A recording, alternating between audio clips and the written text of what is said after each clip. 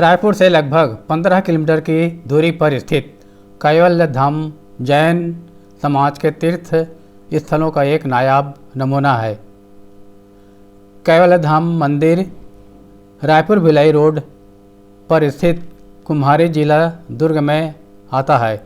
जैन समाज के तीर्थ स्थलों की सादगी और सुंदरता आपका मन मोह लेगी। यह एक धार्मिक पर्यटन स्थल है। इस मंदिर में कुल 26 तीर्थंकर हैं, जो कि 13 दाईं ओर और 13 बाईं ओर स्थित हैं। बीच में भगवान आदिनाथ जी का एक विशाल मंदिर है। यहाँ मंदिर के भीतर की भव्यता और नक्काशी आपको आकर्षित करती है। पहला मंदिर देवी व आखिरी मंदिर देवता का है।